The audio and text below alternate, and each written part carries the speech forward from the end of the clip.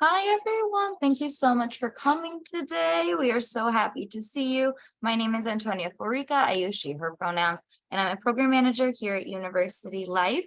This event is part of our well-being and welcome home initiatives. So thank you for being here today. It's our first ever question and answer session with Student Financial Services. So thank you all for everyone that submitted your questions. You'll also get a chance to submit more questions during the session. We're so excited that you're here. And University Life is working with Student Financial Services today to create this program as part of Welcome Home Columbia, which you'll see the QR code for there. If you'd like to look at all the Welcome Home programming we have, it's a slate of events that happens twice a year to welcome everyone back to campus. So we hope you check that out. There's virtual and in-person events happening all week.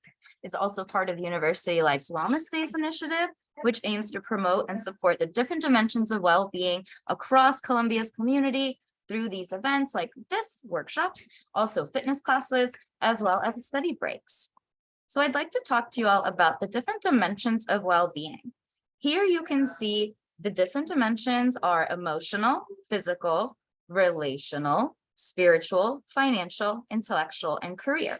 And although this event certainly aims to provide space for your financial and intellectual well-being, by the end of this, you might have related more to relational well-being with this. And this just shows the diversity of your well-being journey every day. And if you have any questions about that, please let me know. And now let's go through the workshop and answer your financial questions.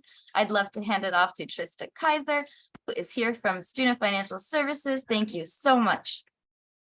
Antonia, thank you so much for having me and making the space for us to chat today. And hi, everybody. As Antonia mentioned, my name's Trista, and I work in the Office of Student Financial Services. I'm not going to go crazy about my title because it's long and you do not need to memorize it, but I will share my contact information with everybody so you have it should you have any questions. Okay. As Antonia mentioned, this is actually the first time we're doing a session quite like this. We've usually kind of set up presentation type of situations for everybody, but we wanted to give you the space to ask your questions for, well, one, so we can assist with your questions, of course, but two, that helps us inform the way that we can make our programming even better moving forward. You're the one with the questions, and we can only answer them as long as you share them with us. So to start us off for today, since this is a financial wellness related session, I do want to make sure that everybody's aware of one of the really great tools that are available to you here at the university related to not just financial wellness, but financial literacy and financial education in general. So with that said, with a quick yay, yes, no, maybe, not sure in the chat, has anybody heard of iGrad by chance?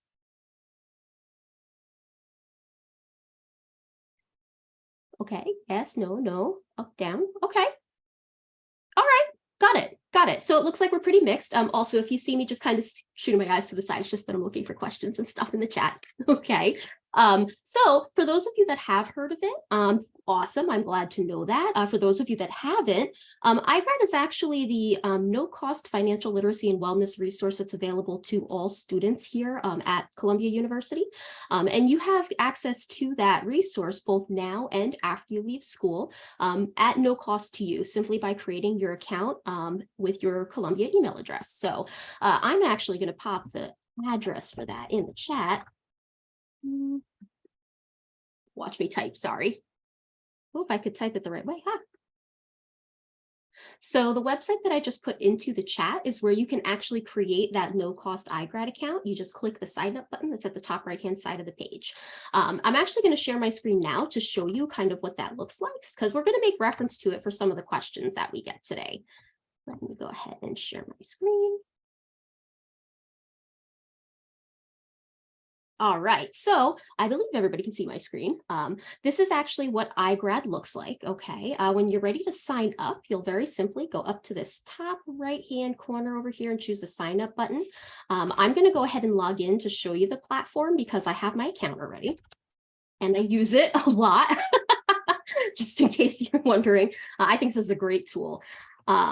This right here is actually what you'll see after you go through the account creation process. Just to show you a little bit how you navigate around in here, because I know one of the questions we get a lot is how do I use this? It's a robust platform, so it can feel like a lot of information. Your main hub for finding things after you create your account is up in this top header section, usually under the topics that are here. So under popular topics, you can see there's a couple that are kind of the more popular things people are looking for in the platform, as well as there's a list of several different topics that we can talk about. And they also break it down on ways that you can learn instead, which is what you're seeing here. So let's say you're the type of person that kind of is a little more of a visual learner. I certainly am. I like to hang out in this infographic section to get started with things because I find that engaging enough to learn a little bit. And then I can go utilize different resources that are related to the things I'm looking at there. These start here guides are great if you're looking for things on areas you've never really understood or looked at before. It's kind of a nice getting started spot. But by far and large, the most commonly used tools in this platform are the courses that are here and the tools that are here. iGrad currently has, I want to say it's 29 courses as of the most recent count, different level and topical related financial courses. And that goes all the way from kind of introductory courses on learning how to start the budgeting process, which I know we got some questions about that, all the way to things that are advanced, like this banking beyond checking and savings that's here. We have other advanced things that are related to like estate planning and kind of setting up health insurance, buying a home and understanding mortgages. So a lot of really good information in this section to learn. And the best thing about these is they don't just kind of go, oh, here's a course. If you know this already, we're going to ask you anyway. Instead, it customizes as you go and start this course. It asks a couple pre-assessment questions, and then you go through the actual act of finishing the course. That's been customized to show you the information that's important to you. So I did want to point out that this is here. And then under the tools side of it, these are all the different tools that are available to assist you with your finance related questions. Okay, so my favorite tool by far and large is this Your Money Personality tool. It gives you kind of really interesting insights to the psychology behind your finances and how your personality may be represented that in your financial decision making. We also have by far and large the most popular tool in the platform, the scholarship search engine. And I know we got a lot of questions about things like that in our pre-questions. So we'll touch on that as well. But beyond that, you'll see this goes into, again, just as many topics as there's just as many tools to talk about different things. In addition to that, there are also calculators to help better understand things. Let's say, for example, if you want to understand how long it might take you to save for a goal, there's a calculator that can assist you with that. Or we also got some questions related to health insurance and limiting costs there. There's a tool related to that listed here as well. So that was just kind of to show you the introductory side of the platform. With that said, I figure we can go ahead and get started with some questions. Now, I'm going to start with the list of questions that everybody shared first. So again, you see me looking at notes. That's why, so I don't miss anything. But two, you have a couple different ways that you can share questions with us today. First, you can go ahead and utilize that QR code that's on the screen. That'll take you to a place where you can answer questions, I will answer them as best I can, where you can ask questions anonymously, okay, or with your name on it. Of course, you can also use the chat as well. And if we want to have you come off of mute to kind of clarify anything on the question, I'll give a heads up and we can go ahead and move forward that way with that. All right. Awesome. So the first question that we had is related to whether or not you might need a social security number in order to work at the university, whether it's teaching or as a research assistant, even if it's for short periods. So you don't necessarily have to have a social security number. However, by far and large, you're likely to need at least what we call an ITIN or a tax identification number. Okay. Now, there are different statuses that are eligible to apply for social security numbers versus being able to apply for that tax identification number. And one of the really great resources that are available to you through the university is on the ISSO website. And it actually talks about who kind of falls in what bucket as far as that particular type of earnings goes, right? With that being said, you do have to have one or the other if you're going to be getting any type of payment from the university. And that's because there's different tax implications for whether you're a domestic student versus international student. There's different tax laws that apply to the types of earning that you have, and whether or not it comes directly out of the pay that you receive or you wind up paying it later. So with this, I actually have a nice resource to share with everybody that has the links related to those questions on here. I'm actually going to share that in the chat while I have it up. So this way, you guys have that resource with those links that we're talking about here today as well. Okay. Now from here, I'm going to stop sharing for a second. I like being able to see everybody.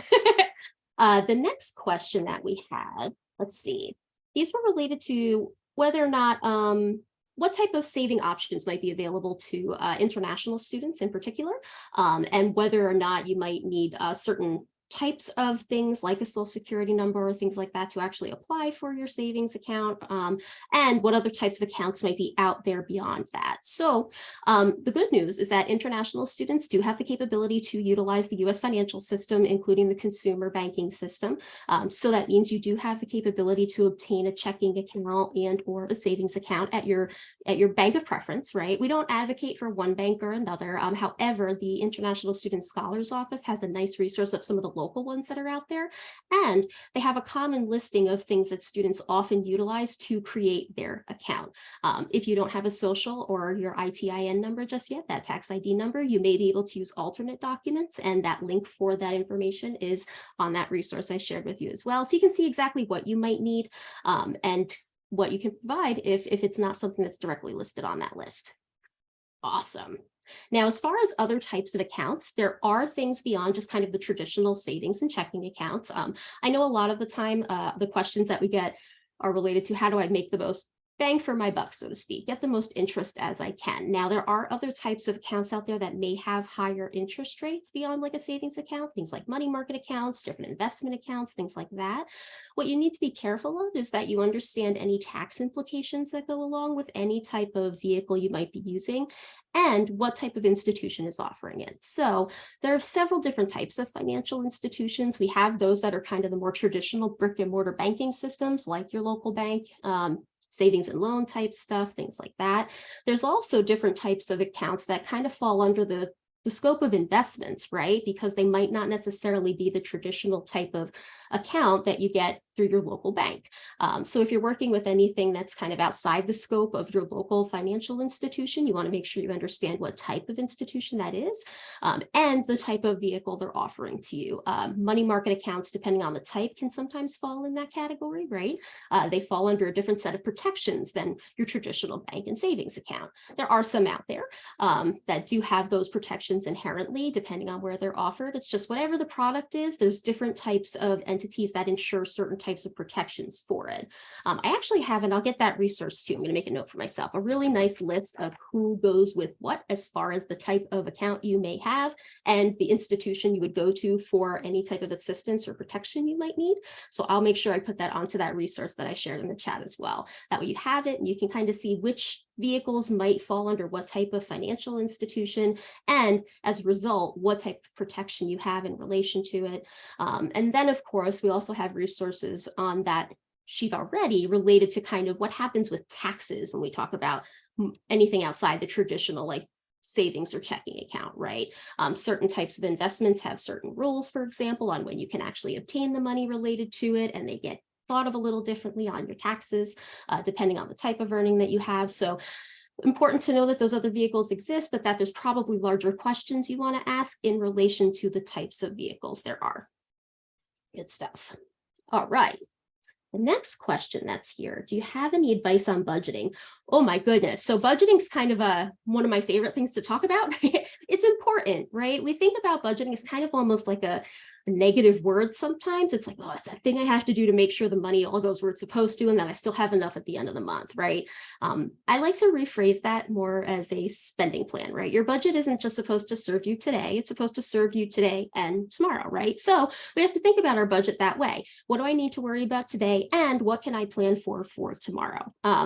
The best thing I can recommend is to look at the different resources that are available to you to make accurate projections based on what you know and what you expect to have happen. So one way you can do that, for all of our schools, we have something out there that's called your cost of attendance, right? And what that really does, it kind of shows you both what you might expect your tuition and fees to be, but also what things might cost outside of the university for school-related expenses. So things like your room and board, personal expenses, you know, all those other things that go with going to school, transportation, kind of an approximate as to what you might expect given the school that you're attending. That right there can be a really valuable resource in planning your expenses because it tells you over a certain period of time how much things should cost, right? That way you have a really nice accurate projection. And those numbers typically come from information information related to what our students are experiencing now.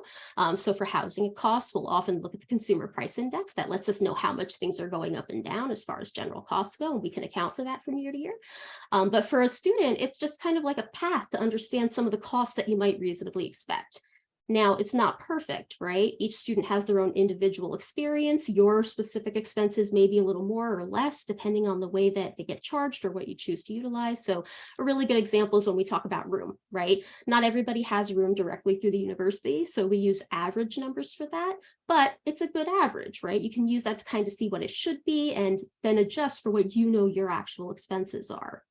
And then from there, you can then go ahead and evaluate some of the things that you have already historically, right? So if you go ahead and take a look at what your expenses were, let's say last month, right? You can kind of look and see what your spending did, what you did on average, and then track again and do the same thing for the current month that you're in and another month, and then just see what ebbs and flows you find, right? How much am I actually spending in certain areas? And in conjunction with that, you want to think about what might have gotten you off track from what you thought was going to happen, right? A really good example is around, the winter break is a great example. We have certain expenses that pop up kind of really uniquely at that time of year for a lot of us, whether it's travel, whether it's holiday expenses that we need to worry about, whether it's end of year stuff we're kind of trying to take care of and finish up, things like that.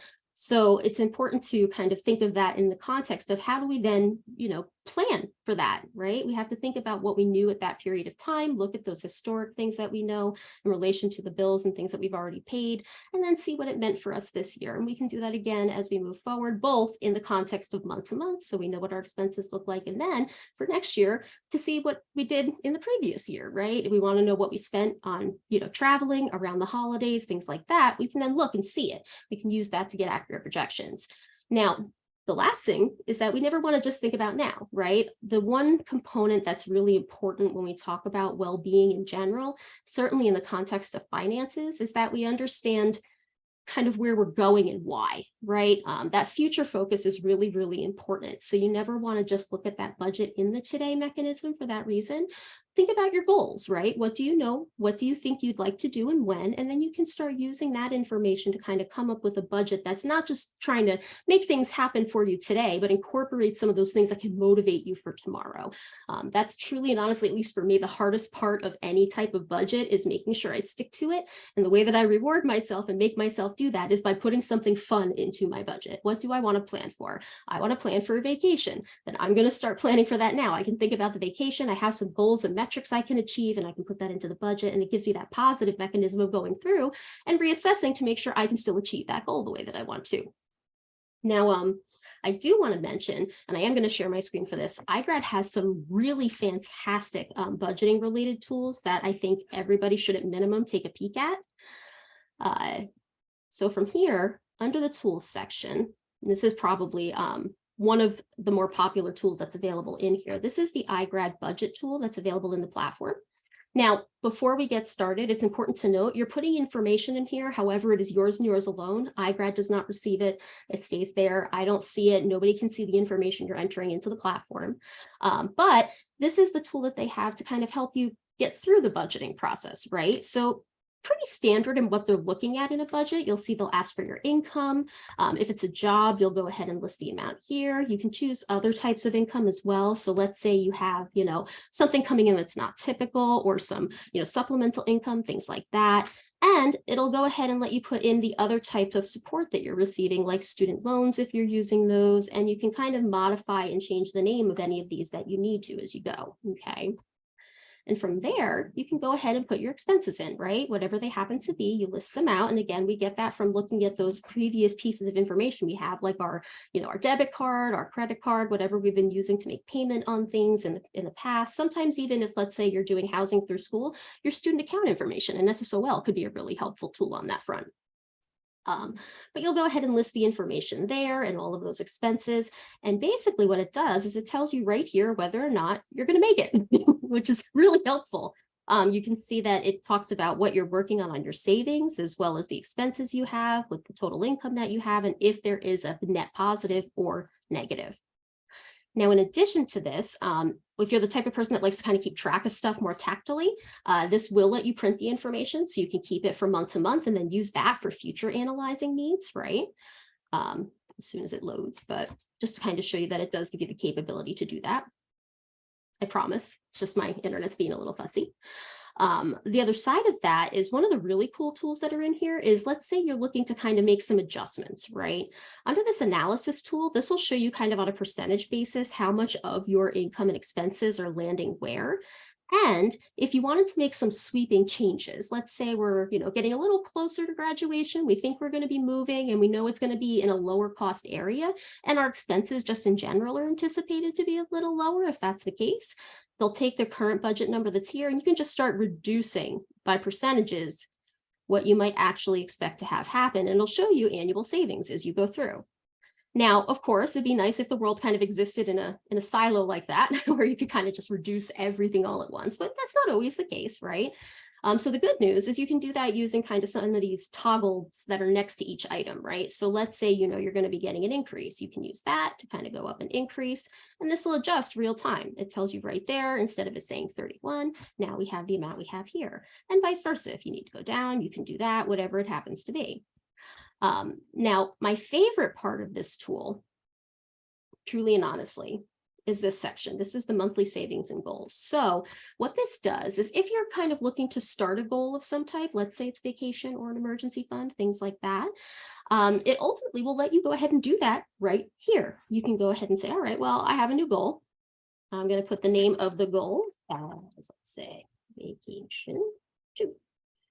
They'll ask you how much you've already saved so far. In this instance, I'm going to say 0. And let's say I went through and I determined I'm going to need $1,500 for this vacation, right? And I plan on going in May of 2023. We're in 2023, right? Yeah. Click Start Saving. And it goes and builds that into your budget right then and there. We can see here that the information is kind of updated for us. I'm just looking for that actual budget, the savings section. I apologize. I may need to refresh to do it.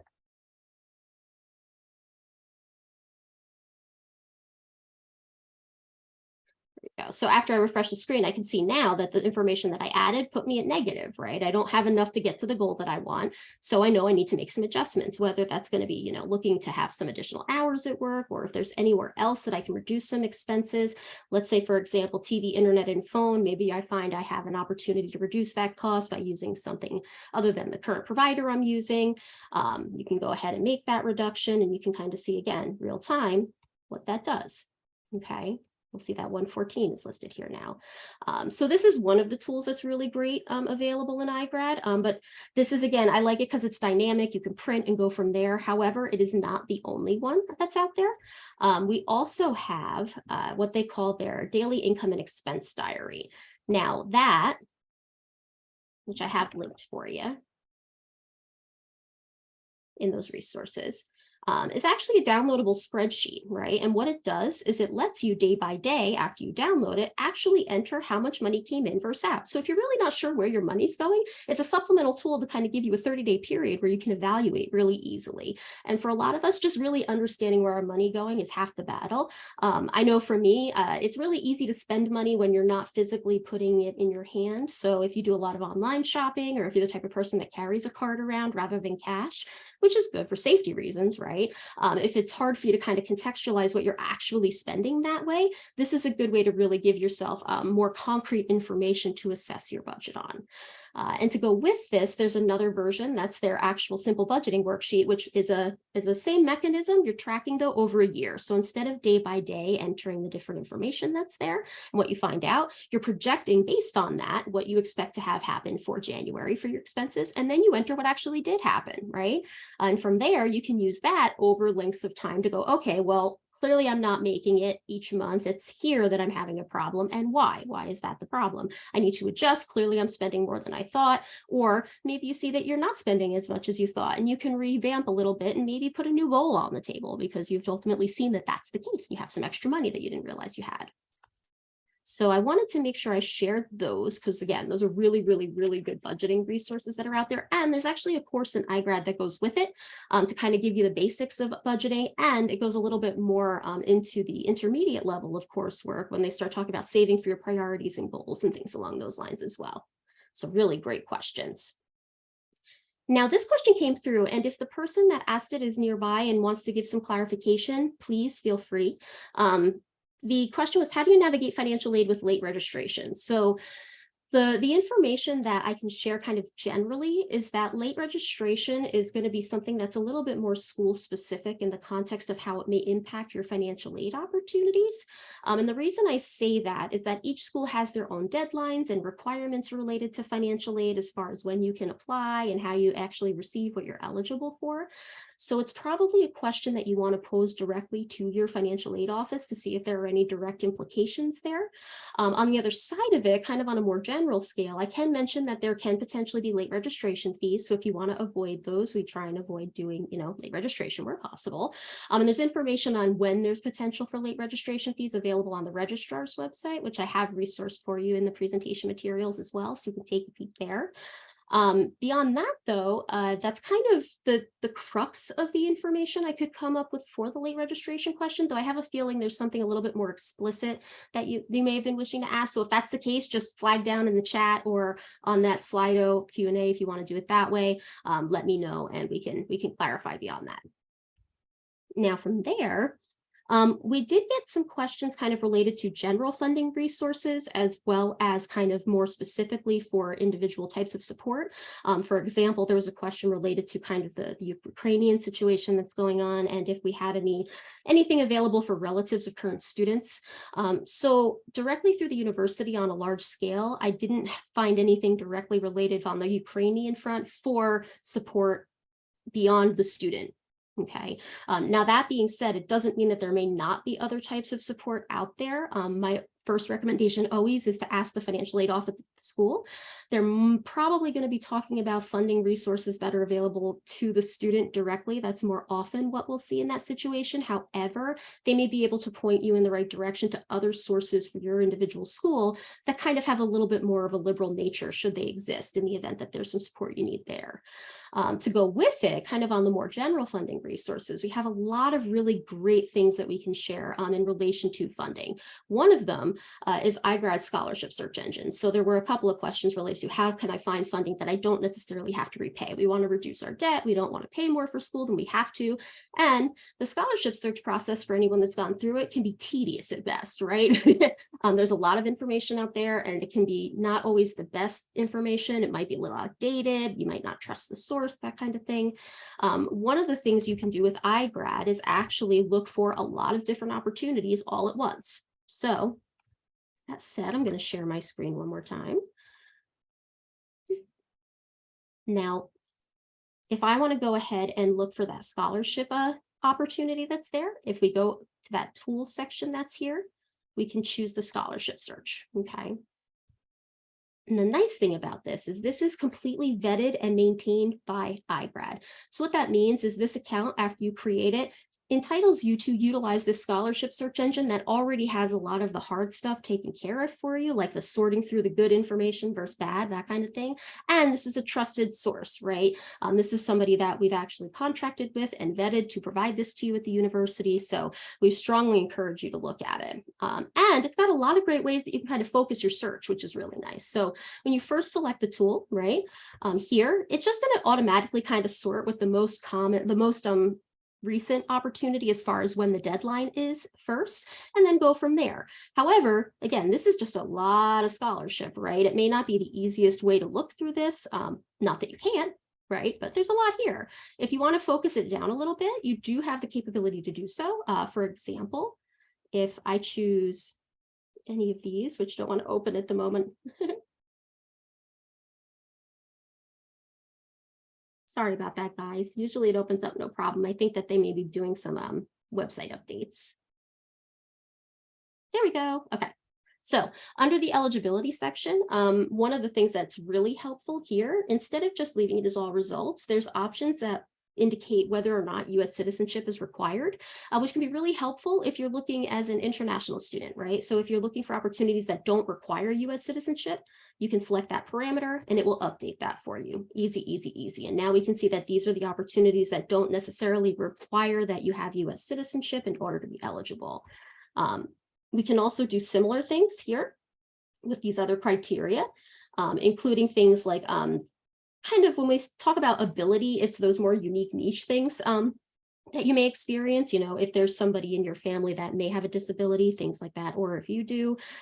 There's other miscellaneous requirements here.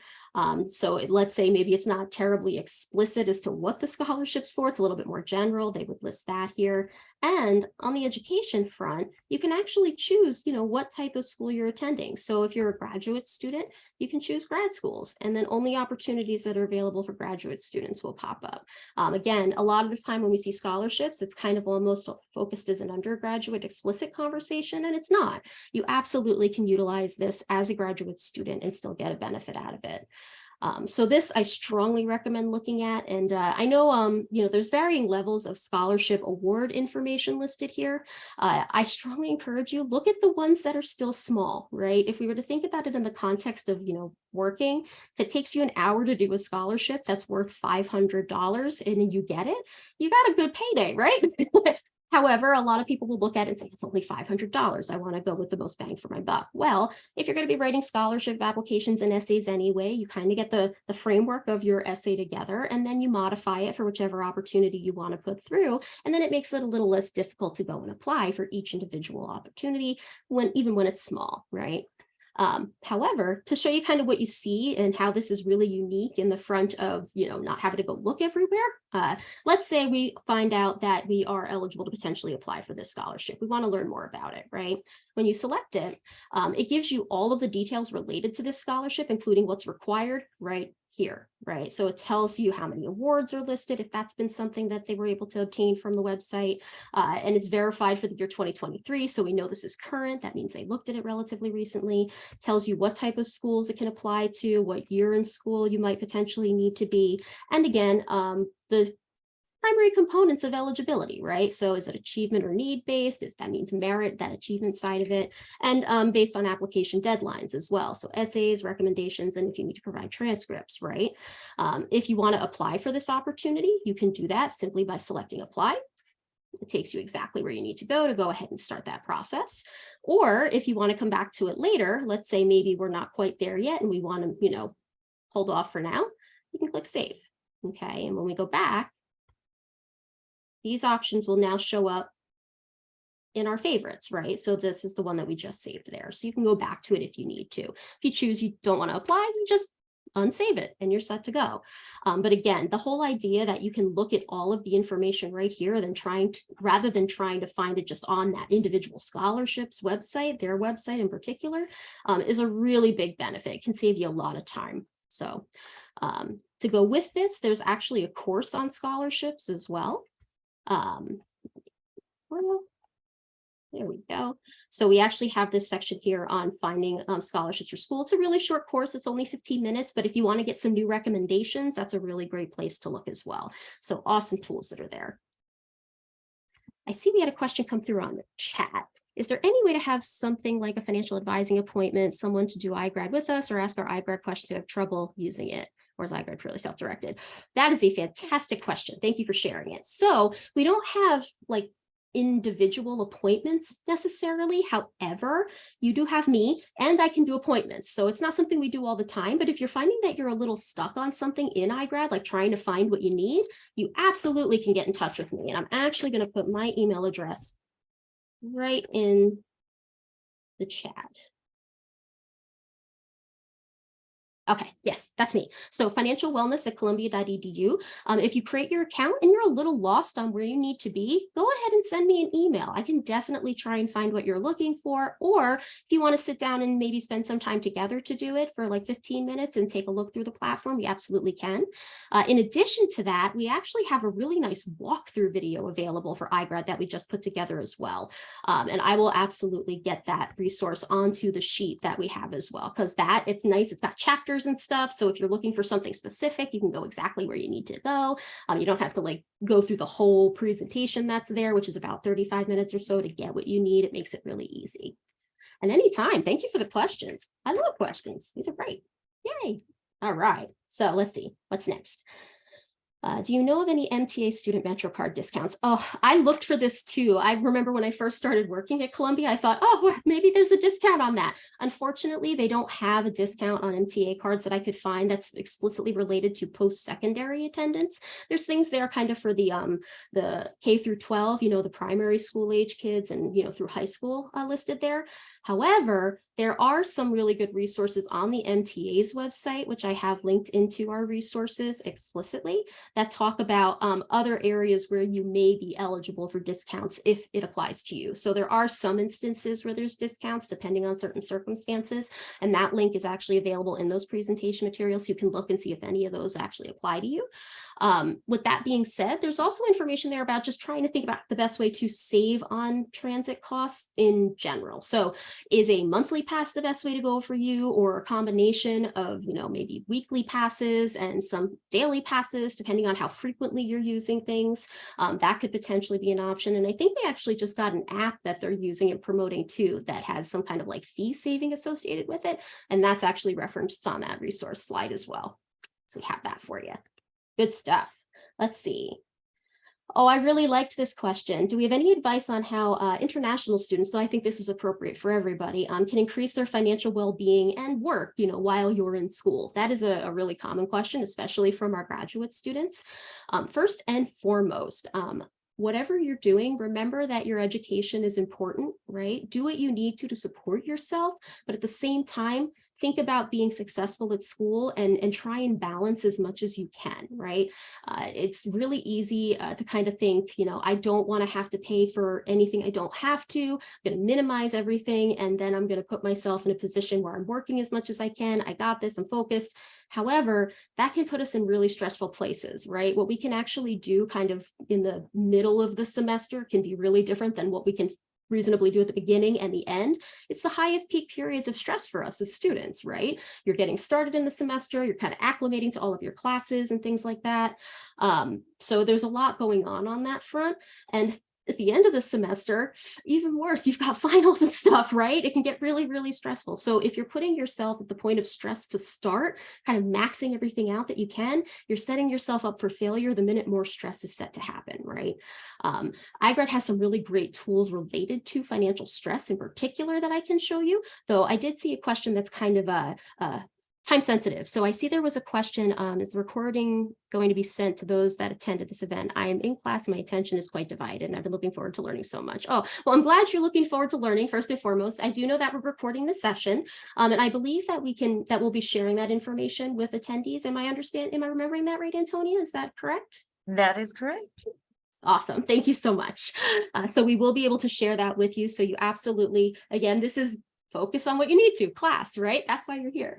So absolutely. Thank you for the question. Anytime. Now, to kind of continue on that well-being conversation, I'm actually going to show you some of the really cool, the newest section of iGrad that I'm not going to lie, I haven't gotten all the way through it, but what I've done so far, I absolutely love. So I need to sign in first.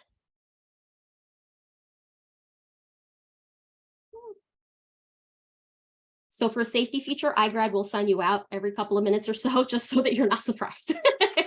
So with that said, this is actually iGrad's brand new money mindfulness section. And again, we hear the word mindfulness, it kind of almost has a consumer connotation to it, like commercially. It really isn't. Mindfulness is really simply just stopping to think. And that's stopping to think about what's important to you, right? Just that pause moment. That's really what mindfulness is meant to represent. It's intention, okay? So when we talk about money mindfulness, it's money intention. How do we really understand that then, right? So in this brand new section, we have a couple different things. We've got money meditations. Now, I'm not usually a meditation type of person. I have a hard time sitting down and focusing for that length of period. What's good about this is not only do they give you different topics to meditate on, but they let you do it for as short as 5 minutes. So if you're the type of person that's either really busy or you're just not in a position where you think this is going to be meaningful for you, but you want to give it a go, you still can do one for 5 minutes. And it's just some simple language and a couple of minutes of just sitting down so you can focus and think intentionally on whatever that topic happens to be that you choose. There's several of them there. For example, we'll see there's things about releasing stress here. We've got unease overspending. I'm a bit of an impulse shopper, so I could use that for myself. So all these really great different topics that are here to kind of just sit down and think about. And of course, if this isn't going to be your cup of tea, so to speak, if meditation doesn't really do this for you, there's other tools in here. One of them is this brand new journaling section. So I actually really like using this in conjunction with the budget tools that are available in iGrad, right? So one of the resources that I have in the presentation materials for you is actually one of our prior University Life sessions. It's a link to that session in particular because it's on student budgeting, right? And knowing that we got questions about student budgeting, that has a really nice outline of a lot of the tools that are available in iGrad. However, if we think about what those steps to budgeting really are, we talk about 5 of them in the presentation. We need to actually understand needs versus wants, right? Know our income and expenses. We then have to actually make a spending plan. We have to assess, reflect, and adjust, right? So this is where we can start using some additional tools on the assess, reflect, and adjust side of the conversation, okay? I know for a lot of us, sitting down to think about money, 1, isn't fun. 2, as you're doing it, it doesn't always make a lot of sense in the context of wellness, right? This tool can help you really focus some of that if you're using it in conjunction with assessing your budget. So, for example, here we have a journal entry that was on June 30th that said that this person, me, it's my account, was concerned about a set of spending that they hadn't anticipated, plumbing install, right? And I can tell you from real experience, this happened. We were not ready for that bill. Ugh. But we plan for things like this. I actually live in an older house. It was built in 1910. So comparatively, maybe not as old as some of the ones throughout the world, but in this area in New Jersey, it's one of the older ones. And it's got creaks and bumps and things break and stuff like that. It's got what we call creative wiring. So we know that these things can happen and we need to sit down and talk about them. And we had to sit down and talk about this. So how do I use this then in conjunction with my other budget tool? If I'm sitting down and assessing and reflecting and I see something kind of go the way I didn't expect in the middle of the month or maybe around June 30th, and maybe it's not explicitly in like an emergency need to spend, right? Instead, this could be kind of built around this concept of, all right, well, now I'm stressed out. And then the next 2 weeks, my fund spending kind of went way out of line, right? Maybe I did a lot of personal shopping. I decided I deserve things because I was stressed out, and I'm saying it because I do these things. So this is coming from experience.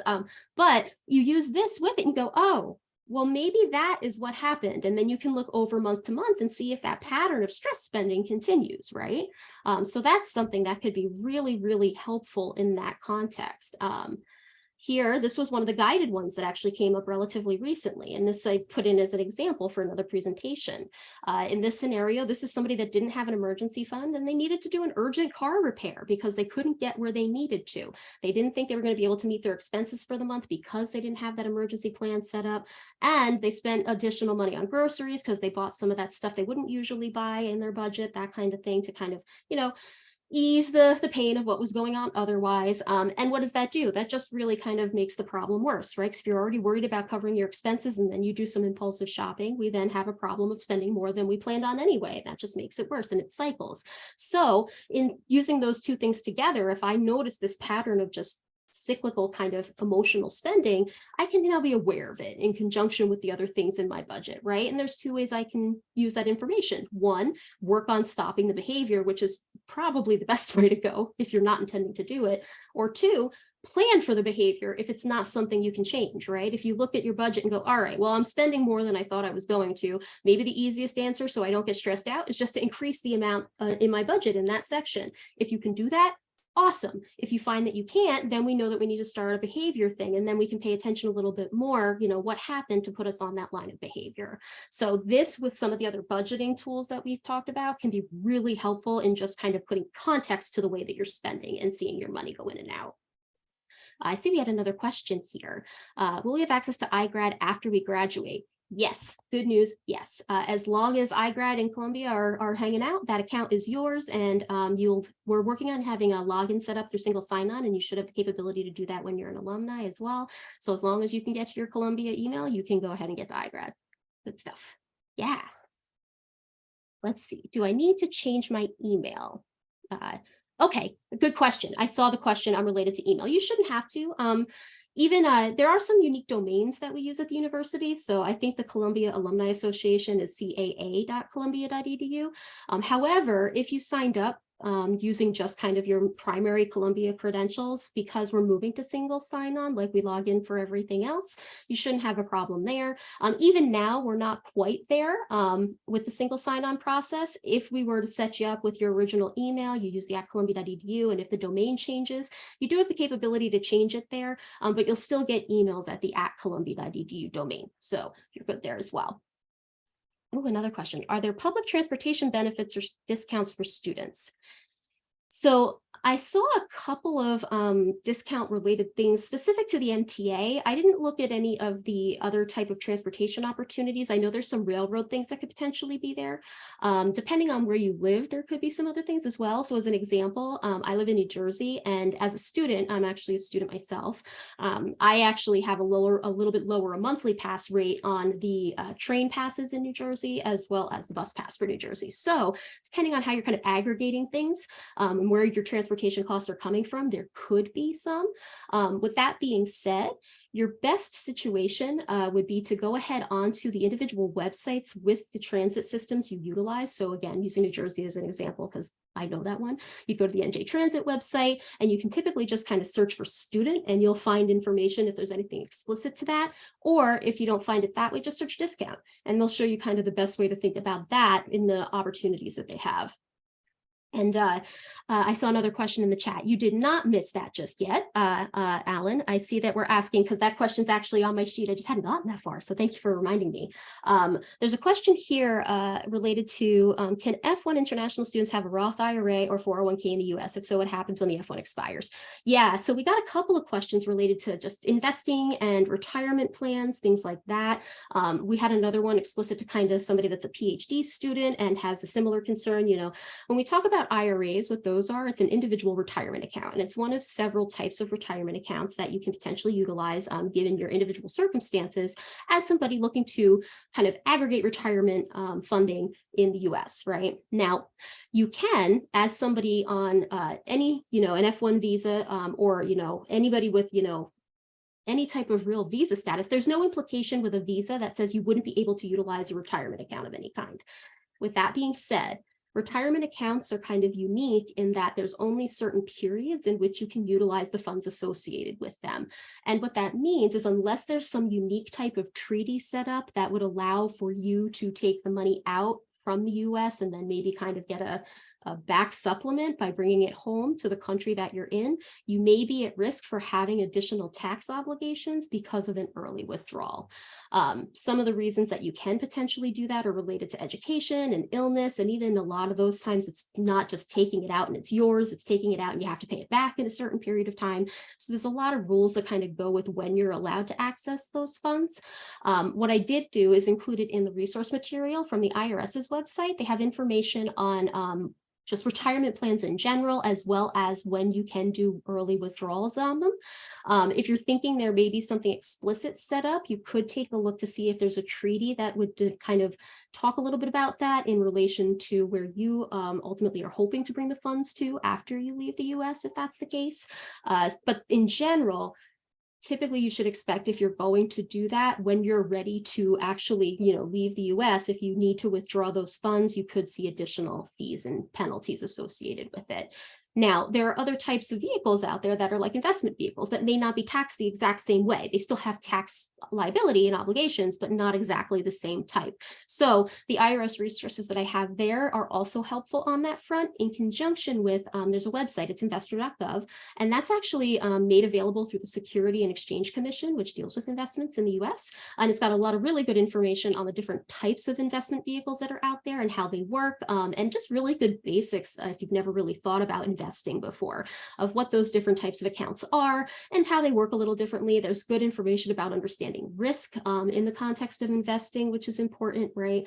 So lots of good stuff on that resource as well. And thank you for putting the question through again. I didn't want to miss it, so thanks. Let's see. What's the best way of earning money as an international student? So that's a tough question to answer, because there's so many different rules associated with what type of work you can do depending on visa classifications, and it's just kind of a little bit out of my realm of expertise. However, the International Student and Scholars Office has a phenomenal set of resources that goes as far as kind of talking about the individual visa types that you may be on and the type of work that you can potentially do. And to go with it, some of the tax implications that you may see as a result of being employed, whether it's, as a casual employee, student employee, something like that, or more formally as like a research assistant or teacher's assistant, things like that. So I would definitely take a peek at that resource to see kind of what those scenarios could be and what they might mean for you given your specific classification. And I think the last topic we needed to touch on in advance you guys did a fantastic job with questions, by the way. Thank you so much. These are great. The last one I wanted to touch on is how can you look to decrease health insurance costs? Now, this I thought was fascinating as a question goes, because not a lot of us think about health insurance or just insurance in general in the realm of personal finance, and it is. Fittingly, we were just talking about risk, right? And this concept of investing in risk, that's the potential for loss of money, right? What you might lose in the time that you try and make more. Now, when we talk about risk in the context of insurance, that is still financial, right? Really, really, really important. The reason for that is whenever we have kind of unexpected things, we're likely to experience financial loss, right? So what insurance does for us is it ultimately lowers our chance of risk, right? You're paying for that extra protection. Now, iGrad has a really nice course on understanding healthcare costs. And I've actually gone through it. And as somebody, I actually have some chronic health issues myself. I learned a lot going through it. And I've grown up with my health for as long as I can. I was 12 when it all first started. And I learned a lot going through that course. It talks about the different types of health insurance that are there. And one of the things that they talk about really avidly is just think about what you actually spend in healthcare costs, right? When we think about our insurance, one of the things we don't always understand is how much do we need and what actually do we spend? It encourages you to go through and actually evaluate the actual costs that you've historically had to determine what your spending may look like. This way, if you have an option between different plan choices with different coverage levels, which you may not, given we're talking directly at the university, but in an instance where you would, you can compare the different plans and see what one makes the most sense instead of just buying what we might call the Cadillac plan, the most expensive one, because it's got to be the best coverage. Well, if you don't need that much coverage, then you're just overspending, and that's not helping anybody. On the other side of that, even if we're only talking about a certain type of, type of an insurance plan that we can utilize, we can then use that to look a little bit more and understand, what it actually covers to plan our expenses better, right? Really good example is looking at things like co-pays or co-insurances. And if you go to the doctor, 3 times a year, let's say, for an annual physical and maybe 2, I don't feel well appointments, and you're typically in good health, you can look at what you spend, and then you can actually plan it in your budget a little better, which will make it so that you're not experiencing immediate surprises in relation to your health costs. And I see we had one last pop through. I may have missed this, but I was wondering if there is a one-on-one financial consultation with members of the Office of Financial Wellbeing. Yeah. So we do, when we talk about financial wellness initiative, the vast majority of the time, you'll very likely be chatting with me. We don't have like standard one-on-one appointments. However, I would highly recommend emailing me. And again, I'm going to pop my email one more time into the chat. That's me. So that financial wellness at columbia.edu. If you find that as you create your account and you're going through the platform, you have questions related to iGrad in general or some of the tools that are in there, you absolutely can get in touch with me, and we can either, chat via email, or if you want to set one-on-one time so we can chat through it, we absolutely can. With that being said, we can't give financial advice because, that's unfortunately not our capacity here at the university. And it's such an individualized thing that we wouldn't ever want to presume to know what the exact best option is for anybody. But I also have some really great resources on the different type of personal finance professionals you might potentially work with depending on your questions. So whether they're tax related or just personal finance, investing in, wealth management, that kind of thing, there's all different types of professionals out there. So I didn't yet, but I will put on that resource that I shared with everybody, kind of the information I have related to that. It'll be there before the end of the day today. So even if you look today and it's not there just yet, I promise it's coming. I just got to put it together. You can take a peek there and see those different professionals because they'll be able to help a little bit more more with any financial objectives you're looking to talk through.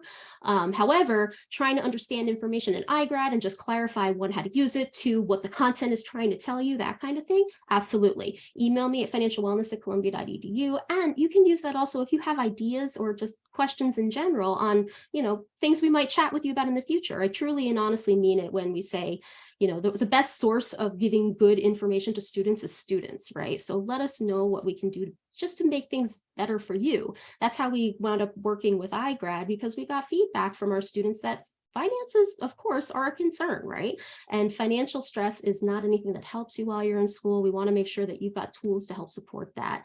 And university life in general, as Antonia can certainly probably elaborate on more than I can in the last few minutes we have, has phenomenal resources related to just well-being in general. They have a whole section dedicated to iGrad too.